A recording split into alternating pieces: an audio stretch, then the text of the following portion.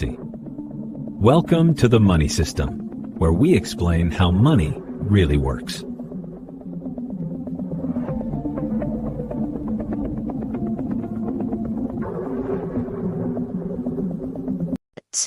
Have you ever looked at a picture of Dubai and thought, what on earth are they thinking? A ski resort in the desert, a giant picture frame in the middle of a city. Or how about Saudi Arabia's The Line, a 170-kilometer-long skyscraper city? It all seems completely insane. Right? A colossal waste of money on what many call big, dumb megaprojects.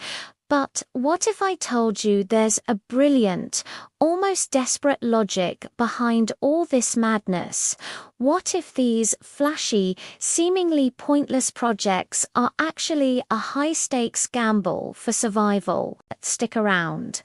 Because the real reason behind these architectural behemoths is far more complex and fascinating than you could ever imagine. Before we dive into the future, let's take a quick trip back in time.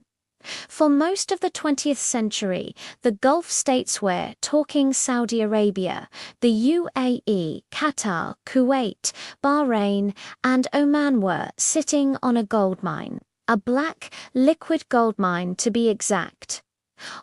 The discovery of oil transformed these nations from modest desert communities into global economic powerhouses almost overnight.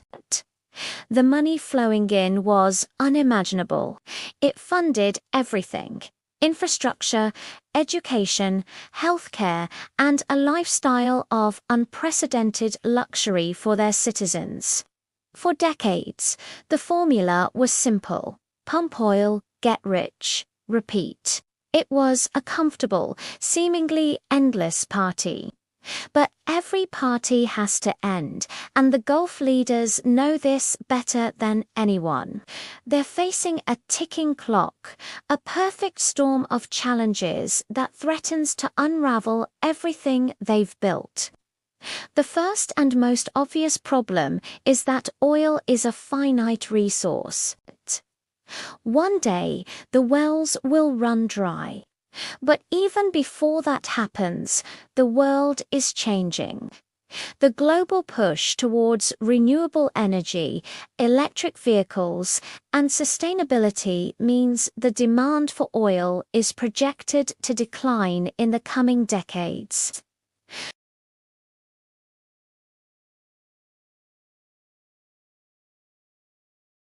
This isn't some distant, hypothetical future. It's a reality they need to confront right now. Their entire economic model, the very foundation of their wealth and stability, has an expiration date. This brings us to the second major challenge: demographics. The populations in these countries are incredibly young. In Saudi Arabia, for instance, nearly 70% of the population is under the age of 35. These are young, educated, and globally connected people with high expectations. They've grown up in an era of prosperity and expect good jobs, opportunities, and a high standard of living. The old model of giving everyone a comfortable government job just isn't sustainable anymore. There are simply too many people and not enough meaningful work in the oil sector alone. If you can't provide jobs and a future for this massive youth population, you're sitting on a social time bomb. Dissatisfaction, unemployment, and unrest could destabilize the entire region. The leaders know they need to create millions of new jobs in new industries, and they need to do it fast. So, you have a dwindling primary resource and a booming young population demanding a future. What do? You can't just save the oil money. That's like hoarding cash while the value of money itself is dropping. You have to invest it. But invest in what? This is where the big, dumb mega projects come into play. They are not just about vanity. They are a radical, high-risk, high-reward strategy to pivot an entire economy away from oil dependency.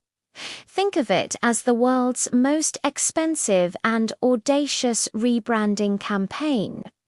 Let's break down what these projects are actually trying to achieve. First, they are massive engines for economic diversification. Take a project like NEOM in Saudi Arabia.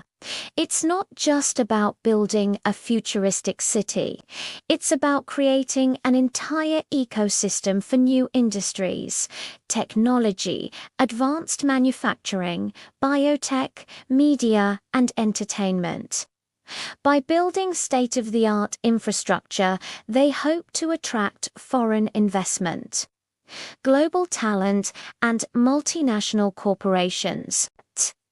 The goal is to become a hub for innovation, a place where the next big thing is created, rather than just a place that sells a raw commodity. These projects are designed to create thousands of private sector jobs, moving the economy away from government-funded roles. Second, it's all about tourism and logistics. Why do millions of people flock to Paris, New York, or London? For the iconic landmarks, the culture, the experience, the Eiffel Tower, the Statue of Liberty, these were once mega projects of their time. The Gulf states are trying to manufacture that same appeal, but on an accelerated timeline. The Burj Khalifa isn't just a tall building, it's a globally recognized symbol that puts Dubai on the map. The Museum of the Future is an architectural marvel designed to draw in curious minds from all over the world. By building these wonders, they are creating destinations. They are building a reason for people to visit, spend money, and maybe even set up a business. They are transforming their countries from flyover territory to must-see destinations. This creates a sustainable, long-term revenue stream from tourism, hospitality, and entertainment that has nothing to do with oil. Third, and this is a crucial point, it's about building a national identity and a sense of pride for the future. For decades, the identity of these nations was tied to oil wealth and traditional culture. Now, they are trying to forge a new identity, one that is modern, forward-thinking, and ambitious. These projects send a powerful message to their own young citizens. We are not just a relic of the oil age. We are building the future, and you are a part of it. It's a national project designed to inspire a new generation, to give them a sense of purpose, and to show them that their future lies right here at home, not abroad. It's a vision they can rally behind. When a young Saudi engineer works on the line or an Emirati architect designs a new museum, they are not just doing a job, they are contributing to a national narrative of transformation.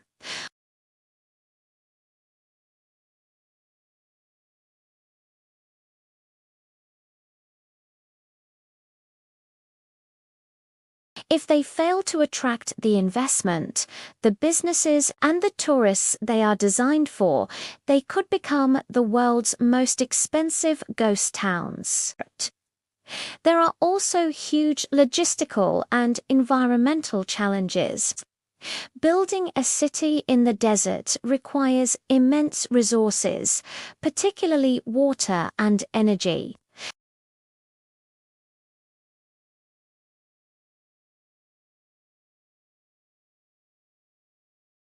The build it and they will come strategy is a massive gamble.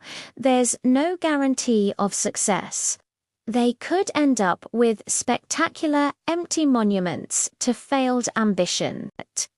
But from their perspective, what's the alternative? To do nothing. To slowly manage the decline as the oil runs out and the youth become restless. That's not a strategy. It's a slow-motion surrender. For the leaders of the Gulf, playing it safe is the riskiest move of all. They have a once-in-a-generation opportunity, funded by the last great wave of oil profits, to completely reshape their destiny. They are using their current wealth to make a down payment on a future that does depend on it. So, the next time you see a headline about some crazy new mega project in the Gulf, instead of just dismissing it as a foolish vanity project, look a little deeper.